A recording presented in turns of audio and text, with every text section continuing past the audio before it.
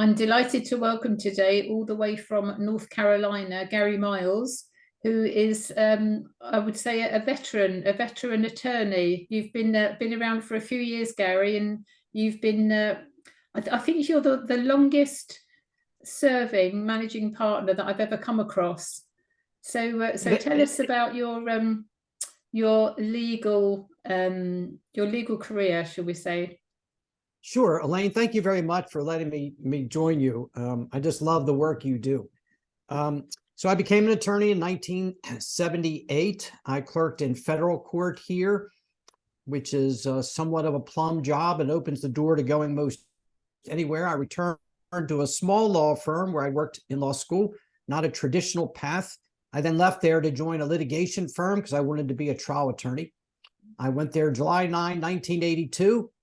As an associate, then a junior partner, then a managing partner now of counsel. So I've been with that firm. This is my 40th anniversary with the same firm. And I originally did insurance defense work primarily representing trucks, transportation companies in personal injury accidents. I then redirected my career to doing family law because I really wanted to be of more personal service to my clients. And I managed the firm from kind of the late 80s until just this past year.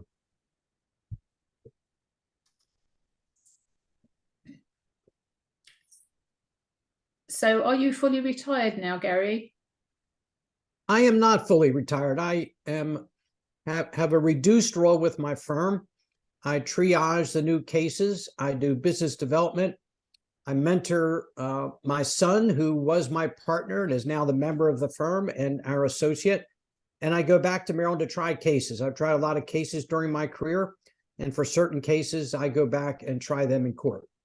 Right. Okay. My role may be 25% of what it used to be. I don't handle new cases at this point in time, primarily, but still of service to the firm. Excellent. And I'm sure you can't do any of that without having a deep, deep passion for what you do. Did you always want to be a lawyer when you were a child? My older brother, 9 years older than I am, became an attorney, and I've always sort of followed in his footsteps. We're very, very close. We have a lot of common interests. We always have. And I followed his path both to the college he went to and to the law school. So, yes, I think it was pretty much always my intention, at least in high school, it was my intention to become an attorney. Brilliant. So what part of your career have you enjoyed the best? Well, I guess the two best parts that I enjoy are when I'm really of personal service to a client. So when I handle a family law case and I get my client from a place of fear and overwhelm and worry to a place of freedom where they're happy and they send me a thank you note, which they don't have to do, just mail me a card saying how much I helped them and carried them through the most difficult time in your life. I find that really, really fulfilling. And the second part is when I'm of service or mentorship to other attorneys. I'm sober in recovery. I've been involved in the Lawyer Assistance Committee for quite some time. We help lawyers and judges who are struggling.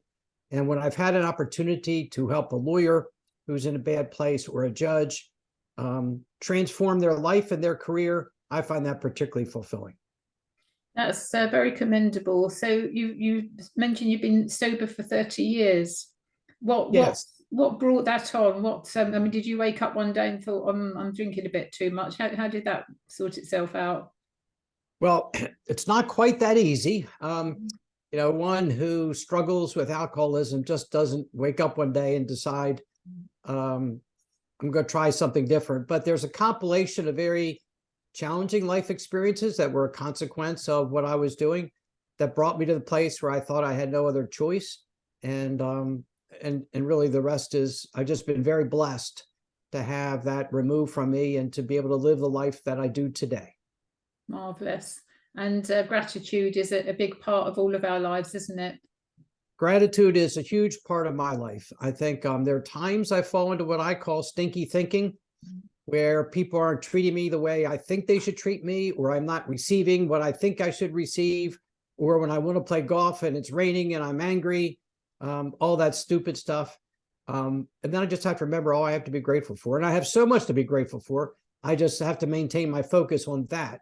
I always find I'm happier when I want what I have and appreciate what I'm blessed with, instead of thinking what I don't have and what else I could want.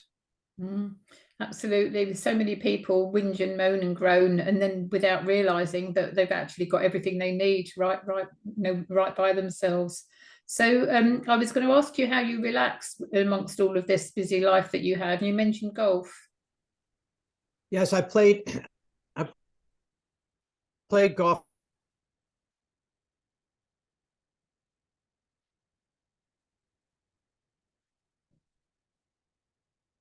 for my high school and college teams, and have played ever since. So my golf career now covers about 55 years, and I'm still trying to figure out how to play the game well. I don't quite have it down yet. Wonderful. I did try once upon a time, and I was so embarrassed. I kept on holding everybody up behind me, and it wasn't a good experience for me or for them. So I gave it up. I gave my clubs away. So when you were managing partner, that was a very, very long period for you. Did you notice changes in the way the legal profession had changed over that period of time? What were your big takeaways from that? Well, I think I've seen a couple of things. I think I've seen a decline maybe in professionalism and professional courtesy, both on an individual basis, but also an industry-wide basis. So, there's one firm in my area who has a plan, it seems, of stealing clients from other clients. Whereas for me, that was always kind of a no-no. If that's Elaine's client, that's Elaine's client. Others of us are happy to refer clients to other folks when we have a conflict and know that relationship will be honored, but that's not always the case now. And I think that's sort of disappointing. And I've seen the same change in the practice. There's more contentiousness, more fighting, more name calling, less professionalism, courtesy, and respect. And that's really part of my passion today, is to help lift the legal profession, to help lawyers be more mindful, more happy, more satisfied, and see us as working in collaboration rather than competition. Absolutely. The C word is really big with me now as well. A few years ago it was cancer, now it's collaboration. So it's collaboration all the way. And I'm collaborating with coaches who work with law firms to offer what I do with the health and wellbeing piece. And at the end of the day, if we're not happy, we're not healthy. If we're not healthy, we're not giving good service, we're not making good decisions, and the whole lot's all connected. So I could not agree more. The more we get into a negative mindset ourselves, it affects our health, our mental status, our performance. So it really begins with us, because I can't control other people. I can't control circumstances. I can't control another firm that might be trying to steal a client.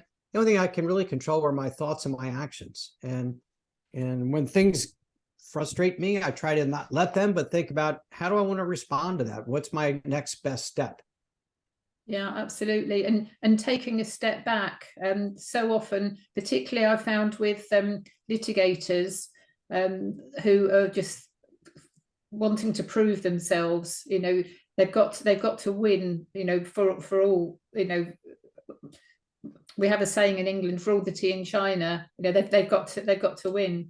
And in that process, some personality traits can come out, and some of them aren't very pleasant. It's great if they're representing the client, but they Yes. still need to deal with other professionals, as you say. So it's disappointing to hear that the lack of professional respect and professionalism is a thing. I had a feeling from my own experience when I was in the profession, but I was hoping that had gone away, but it doesn't sound as though it has. No, I don't think it has, but I also don't want to paint a broad brush on the whole profession because of the actions of a few. Yes. In family law, I would say 80% of the attorneys are very professional. We see ourselves as problem solvers and collaborators. We represent our client, and Elaine, you represent your client, but together, can we come up with a solution that works for both of our clients? That's how 80% or so of the lawyers are. The other 20% are not. They just want to have a fight and file motions and go to court and argue rather than really look for solutions. But they're in the minority. Yeah, yeah. It's the same in any profession, though, isn't it? There's always a few bad eggs that spoil the rest. It's Yes. unfortunate. But it means we've got to work harder to compensate. So from the general public looking in at the profession, and of course you have all these TV programs and movies and all kinds of things now as well that give the impression that every law firm has, you know, a rainmaker that's thrusting and active and nasty and mean and so on. And it's not all like that. When you have different disciplines within the legal profession, so you know, writing wills and planning estates and all that kind of stuff is totally different personality style to somebody who's you know, presenting in court. So there's lots of personality differences, and I find that when people don't understand one another, that's where you get the problems, the communication difficulties. No different twin families. That's true. I would agree with that. Yeah. So you mentioned that you mentor young lawyers coming into the practice. What's your top advice to these young, bright things? I actually mentor lawyers, but not only young lawyers. I represent some folks like myself who've either had their own firm or managed a firm, a smaller firm. And, you know, my advice for the lawyer who's out there who's struggling and overwhelmed are really a couple. First is to know you're not alone. So often they could be toiling away in their office, frustrated, and feel like they're the only person who feels that way.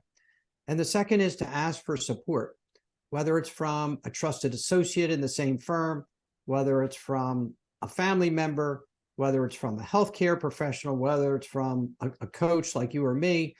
Find someone who can help and support you through that. And the third and final is to know we have choices.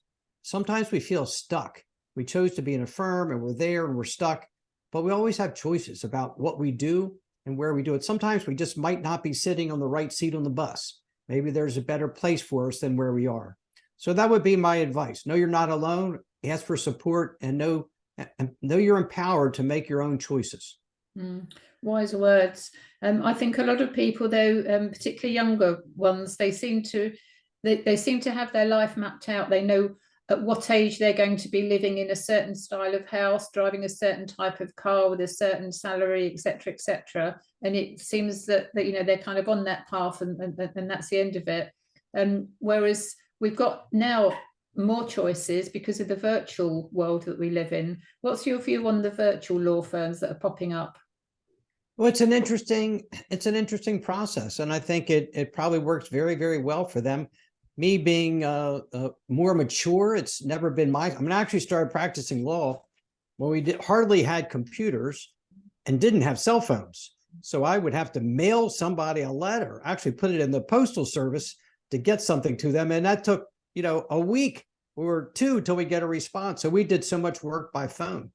And, you know, now we have the virtual world, and, you know, I think it's great. You and I can connect across the pond and share our thoughts and support each other, which we never would have been able to do before. I think it has a slight drawback, as I think there's a sense of camaraderie and teamwork and being part of a team that comes from being physically present with each other and supporting each other. I work mostly virtually now, and I love everything about it. The commute from my bedroom to my office is pretty short, but what I miss is the human connection that isn't quite the same as when you're in an office working as part of a team.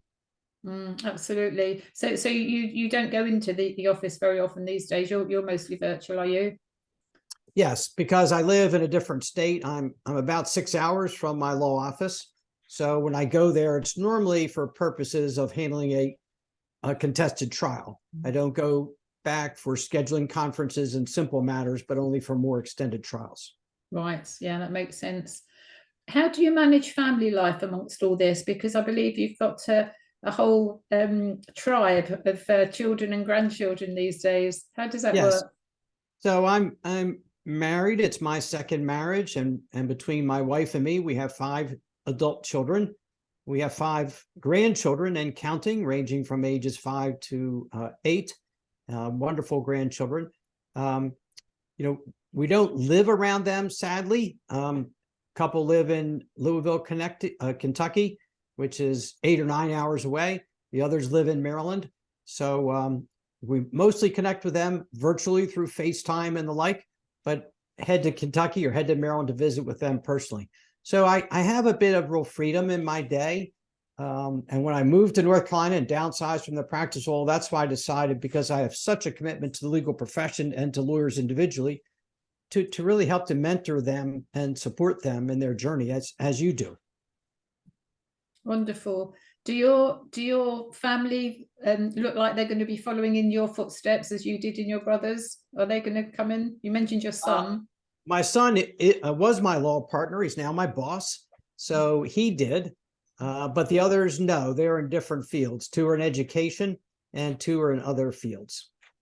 And has your wife been involved with any of the business side of things as well, or she just keeps you on the straight and narrow? So she, when we got married 12 years ago, wanted to become a nurse. So she went and got her bachelor's degree after we got married and became a nurse. And since got 2 master's degree and now is a director of nursing in a local facility. And that's actually what hastened our relocation from Maryland to North Carolina, was for her job as a director of nursing. Wow, how lovely to hear that. You very rarely hear that a couple move for the woman's work. It's normally the other way around. How lovely. Thank you. Well, it's sort of a mixed thing, because we had been planning, we had a home here and we were planning on my retiring here. But it just got hastened by about 4 years because of her job. So it had always been our plan. But I don't know, my experience in life is sometimes someone bigger than me has a plan that's a little different than my own. Yeah. And my job then is just to go with it and accept it. So I was going to labor on in Maryland, trying cases, being a lawyer while she was here in North Carolina, but it didn't work. I missed her, our relationship. So that's when I chose to downside and start coaching and being supportive of the legal profession. Brilliant. And with all the experience you've got, I'm sure you're an absolutely sterling mentor. I prefer the term mentor than coaching, because you've been there, done it, got all the war wounds and so on, and all the experience. I once, when I did my my studying, I was told never take advice from anybody unless they've got grey hair. And I guess I'm there. yeah, we've both got grey hair. Yes. Yeah. Excellent. That's good advice. Yeah. Good advice. Well, we both have had a lot of experiences, and I know you've overcome a lot of personal traumas and tragedies in your life, and I've had a challenging road as well. And I think my experience is that I only grow when I have those troubles or obstacles, or even sometimes failures. When I have that day when everything goes just perfectly, everything breaks my way, nothing goes wrong, it's real smooth, it's a nice day, but I didn't learn anything and I didn't grow. We really didn't grow from the challenges. Yeah, absolutely. When we also our attitude on how we deal with these things. I have this thing like every day is a school day. There's always something we learn, and when things don't go right, we have to reflect and why didn't it go right? Is there a lesson in there somewhere? And when things do go right, well, how come that was so easy and where another day is so hard? So yeah, I think attitudes like that for the younger people, whereas there seems to be a quite a conflict on the workplace. What do they call it? Multi-generational working these days. It seems to be a thing now, because you and I were brought up in a different era, and the younger people have different expectations. They were virtually born with computers in their hands and cell phones in their hands, and to us, we've had to learn it as we go along. There seems to be quite disparity between the expectations of life. Everything seems to be instant now, whereas we worked towards things, we strove towards things. How do you find the multi-generational working in your practice? My perspective may be a little bit different. My son is 25 years younger than me, and my associate is 35 years younger than me. And our relationships are great. We communicate really, really well, work together very well. You're certainly right about technology. They're much more comfortable and faster with technology. typing their own things. I grew up in the world of dictation, and I can type adequately, but not at lightning speeds like they can. But I think the technology has sort of created a change in law that can be challenging. There are so many benefits to simply sending an email to someone that they get instantly and they can respond the same day versus the old days of sending a letter. But the trouble is it becomes a little more impersonal. It could be something we resort to. I could send you a email that's either challenging or perhaps even unkind or nasty or threatening, and demand a response. I mean, I've gotten things at 9 o'clock saying, if you don't answer this by noon, we're going to go to court. Or if you don't answer this by noon, I'll assume you agree with me. Well, where does that come from? What right do they have to make me answer in 3 hours? I could be in a deposition. So I've seen this threatening, hastening of the practice of law that can be very challenging. And technology is a gift, but it's very hard to create those boundaries we need so that when we're home, we don't, by habit, look at our cell phone and see an unpleasant email from someone and throw off our whole weekend because we're thinking about something we have no power to change right then. Absolutely. Do you keep that very separate, your personal life and your work life? Is that one of the ways you keep balance? By doing what, Elaine? Keeping your personal life and your legal work separate. I try to, but I can be a bit compulsive at times. I have to really work on being intentional about it because it's very easy to kind of keep being busy and doing work at all. That's one of the troubles with the virtual world. My firm is only really when we had COVID did we become adept at working remotely. Before that, when you're in the office, you did office work, and when you're home, you didn't. And so the boundary was much easier to keep. But now when we're all set up with computers at our home and we can do work from home, that boundary is a lot harder because there's always an invitation to look at the computer and maybe do some more work. Would you do this all again if you had your life over? Would you do the same as you've done? Is there anything that you've learned that perhaps you might have done differently? No, I think there were, some, I've been through a lot with my addiction and alcoholism. I wouldn't change that. It's made me who I am today. I've learned so much. I've been transformed in so many ways. That wasn't pleasant, but it'd be easy to say I'd like to take out all the unpleasant experiences and wish I learned at 25 what I know now. But the world doesn't work that way. We only learn things from those experiences that we've had. You've been through so much and they made you who you are today.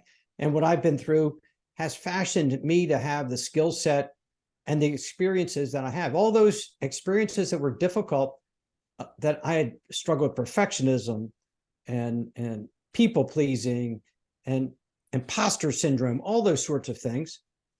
But now I don't. Now I know what the answer is to all of them. And so if I hadn't been through that, I really wouldn't know how to live life differently. And that's what makes you a great mentor, because you've been there, you've done it, you're walking the talk, you've got through the other side, and an inspiration to others. So I take my hat off to you, Gary. Thank you, Elaine. That's very kind.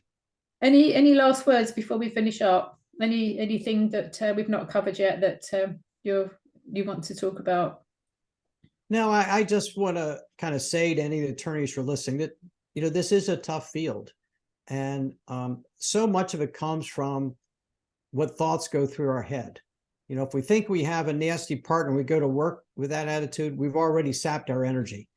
And if we resist those things, we can't change the clients who are challenging, the associate we work with who's challenging. And instead of accepting them as being exactly what they're supposed to be at that time, and then figure out how we want to respond to that, that's much better. I think acceptance really to me is the key to living life, and everyone living their own life, and I can't control other people. I can't control other circumstances. I really don't have power over myself and my own thoughts. And that's where personal freedom comes from. Absolutely. Freedom is so important. It's something that we often don't think about, but if we don't have it, that's when we have lots of different problems. So yeah, freedom to choose and freedom to be. Yes, I agree completely. So how do people get hold of you, Gary? So any attorneys listening to this who fancy taking you on as a mentor? No, there's the other way around, isn't it? You mentoring them. How do people get hold of you? My website is at garymiles.net, GARYMILES.net. They can email me at gary@garymiles.net. And I'm ever present on LinkedIn under my name, Gary Miles. Any of those routes work. Marvelous. Well, it's been a pleasure speaking with you again, Gary, and keep up the good work. You're a fantastic, inspirational role model. Thank you. Thank you, Elaine. You as well. I appreciate it.